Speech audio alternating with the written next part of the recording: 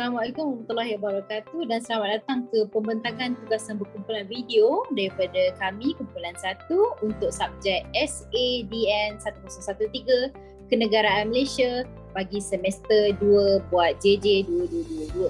So, tokoh kemerdekaan kali ini yang dipilih ialah Lieutenant Adnan. Jadi untuk meneruskan dengan tema pengenalan assignment kami ini, saya serahkan kepada Encik Zulkifli untuk selanjutnya. Baik. Terima kasih saudari Hana. Assalamualaikum warahmatullahi wabarakatuh. Saya Muhammad Zulkifli bin Samsudin, nombor metrik 290484, akan mengulas secara ringkas tentang pengenalan tokoh kemerdekaan. Secara amnya kita semua rakyat Malaysia telah tahu negara kita telah mencapai kemerdekaan pada 31 Ogos 1957.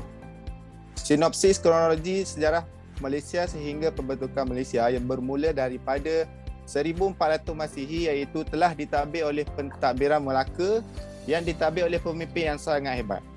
Pada tahun 1511 Melaka telah diserang oleh Portugis. Seterusnya pada tahun 1641 Tanah Melayu telah ditawan oleh Belanda, manakala pada tahun 1824 telah beralih ke jajahan British dengan perjanjian Inggeris-Belanda.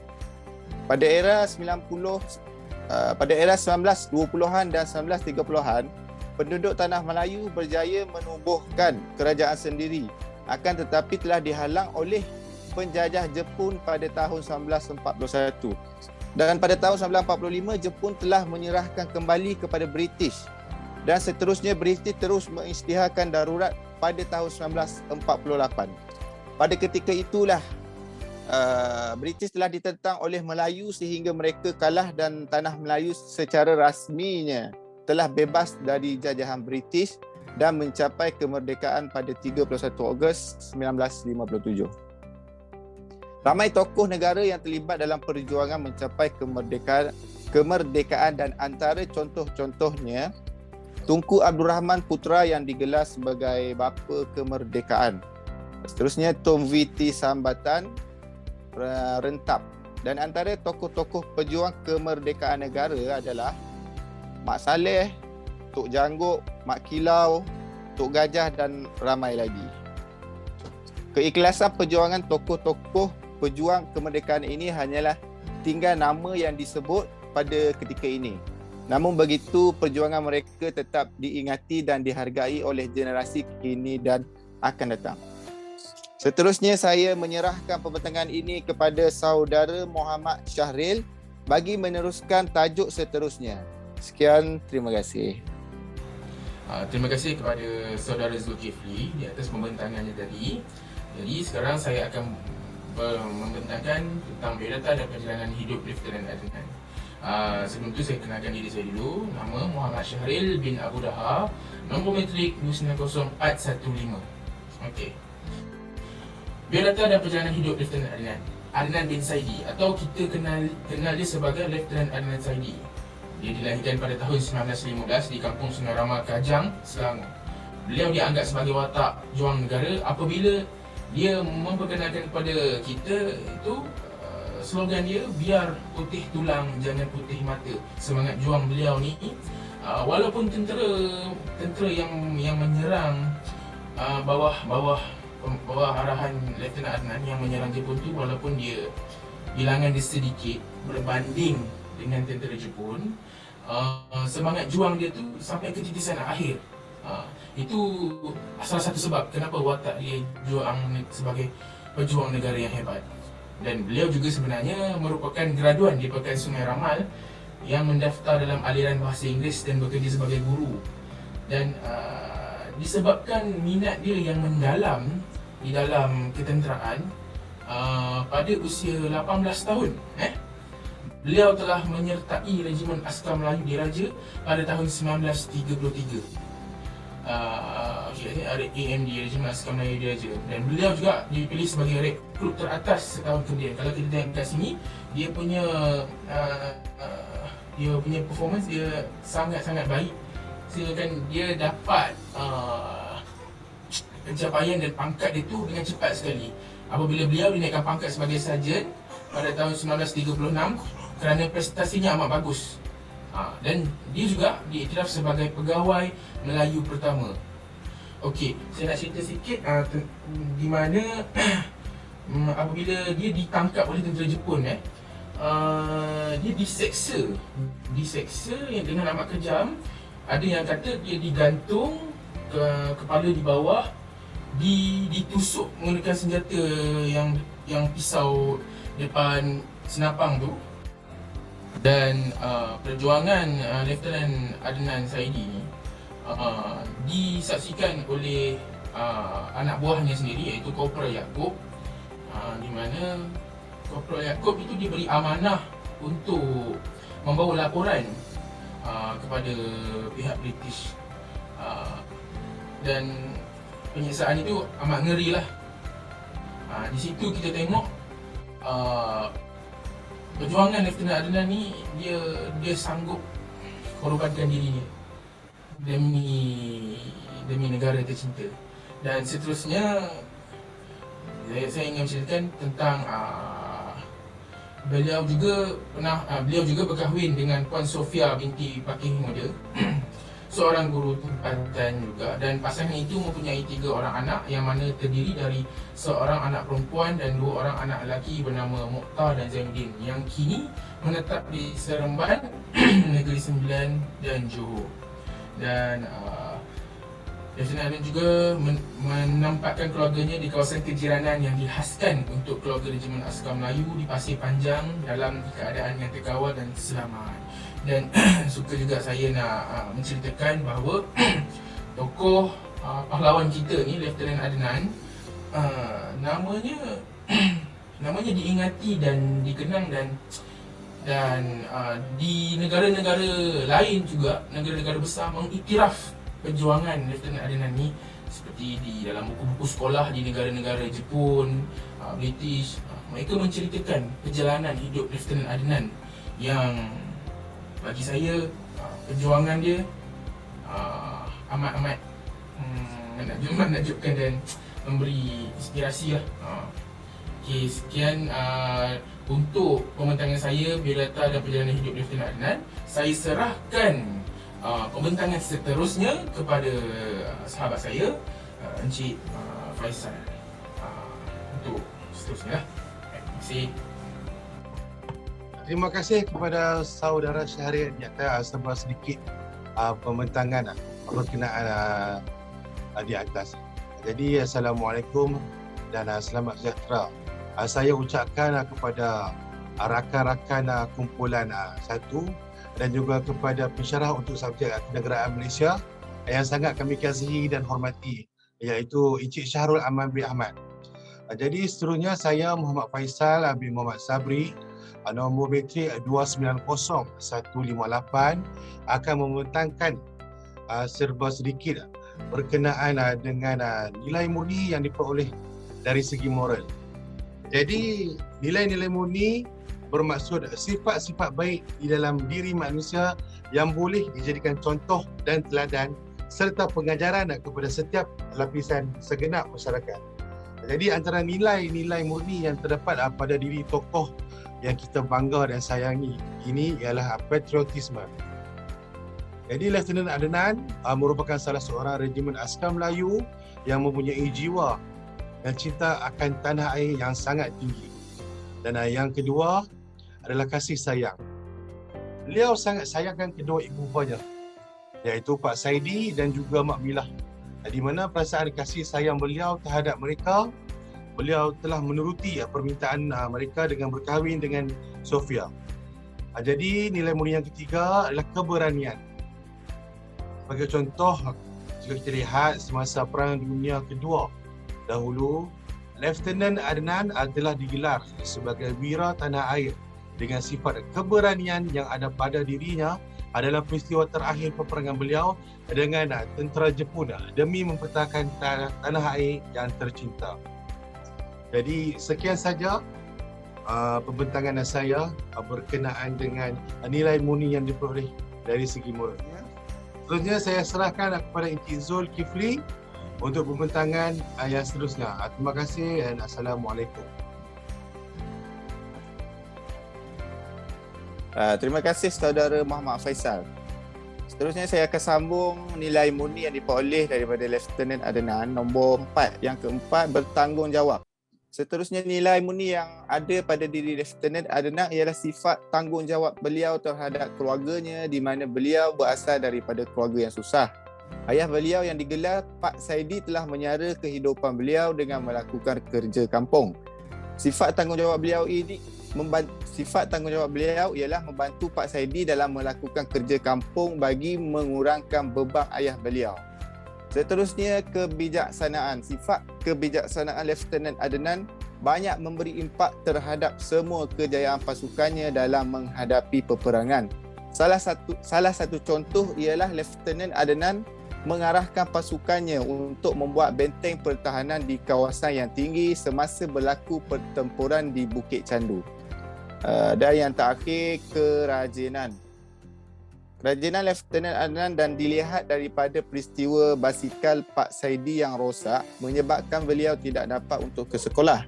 Disebabkan sifat kerajinan beliau yang sangat tinggi, beliau tetap berkeras untuk ke sekolah dengan apa cara sekalipun. Seterusnya saya menyerahkan pembentangan ini kepada saudari Norhana bagi meneruskan tajuk yang seterusnya. Sekian, terima kasih. Assalamualaikum. Baik, Assalamualaikum. Terima kasih kepada saudara Encik Muhammad Faizal dan juga Encik Zulkifli di atas pembentangan nilai-nilai murni yang kita boleh dapati daripada tokoh kemerdekaan kita, iaitu Lieutenant Adnan. Seterusnya ialah saya, Norhana binti Jamaluddin bernama Menteri 290213 ingin membentangkan mengenai sikap jati diri yang boleh dicontohi dari tokoh kemerdekaan kita pada kali ini. Jadi, jati diri ialah sifat atau ciri yang unik dan istimewa dari segi adat, bahasa, budaya, agama dan sebagainya yang menjadi teras dan lambang kepribadian seseorang individu, sesuatu bangsa dan sebagainya, ataupun yang lebih dikenali sebagai identiti. Jadi, kehadirannya membawa satu prinsip, kebenaran berasaskan kepada budaya yang positif dan bersifat membina tamadun dan juga akal.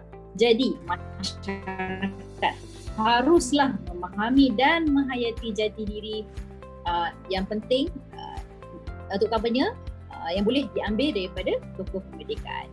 Jadi, sikap jati diri yang pertama yang berada di dalam Lieutenant Adnan ialah kebijaksanaan dalam menghadapi situasi genting. Jadi dalam situasi menentang tentera Jepun, beliau bijak membaca helah terutamanya daripada pihak askar Jepun yang menyamar sebagai askar India dengan memakai turban ketika menyerang askar Melayu. Jadi sikap jati diri yang nombor 2 ialah sikap berpandangan jauh. Sikap berpandangan jauh ini ialah sudut pandangan daripada bapa tokoh sendiri iaitu Pak Saidi, kerana Pak Saidi menyekolahkan Lieutenant Adnan di sekolah Inggeris walaupun kebanyakan anak-anak Melayu yang lain pada zaman itu bersekolah pondok. Jadi persediaan ini juga memberi kelebihan kepada beliau ketika menentukan. Jadi daripada sudut pandangan bapa tokoh, Pak Saidi sendiri menyekolahkan Lieutenant Adnan di sekolah Inggeris walaupun anak-anak Melayu yang lain pada zaman itu bersekolah pondok. Jadi persediaan ini juga memberi kelebihan kepada beliau ketika menentang tentera British dan juga Jepun pada zaman perang. Jadi nilai jati diri yang terakhir yang kita boleh peroleh daripada Lieutenant Adnan ialah semangat cinta akan negara. Lieutenant Adnan sanggup meninggalkan kejayaannya sebagai guru dan juga dan meninggalkan rumahnya untuk memasuki bidang ketenteraan demi berjuang mempertahankan tanah air. Jadi tamadun yang dibina juga ini mampu merimbuni generasi demi generasi. So jadi pentingnya sikap jati diri dan itulah makna jati diri yang sebenar yang patut kita peroleh daripada Lieutenant Adnan itu sendiri. Seterusnya saya menyerahkan sesi ini kepada Encik Muhammad Faizal untuk menerangkan lebih lanjut mengenai sumbangan sikap terhadap tokoh. Sekian, wabillahi taufiq wal hidayah. Wassalamualaikum warahmatullahi wabarakatuh. Sekian, terima kasih. Terima kasih kepada saudari Nurhana di atas pembentangan tadi.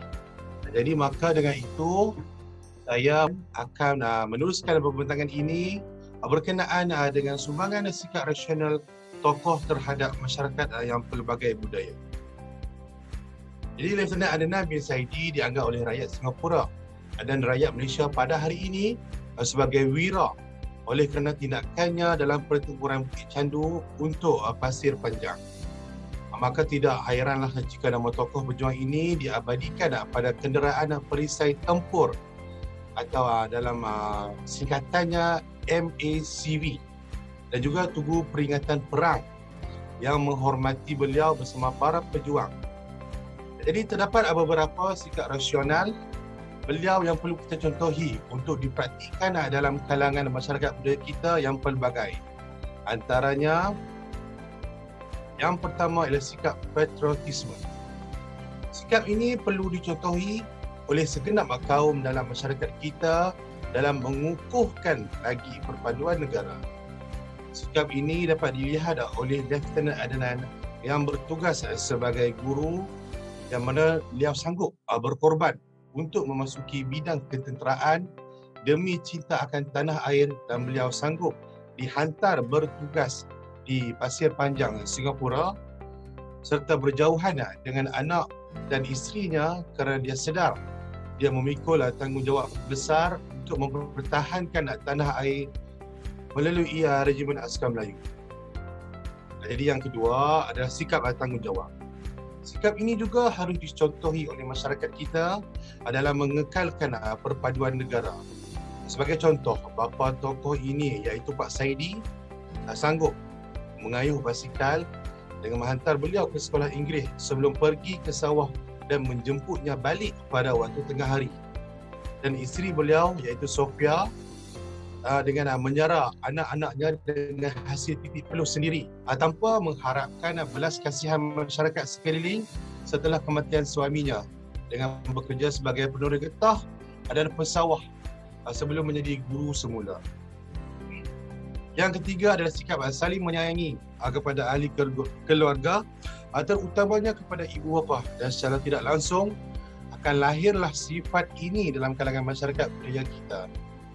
Sebagai contoh, Lieutenant Adnan sayang akan ibu bapanya Pak Saidi dan Mak Milah apabila beliau memenuhi kehendak ibu bapanya yang ingin mengahwinkan dengan Sofia walaupun tidak bersetuju pada awalnya.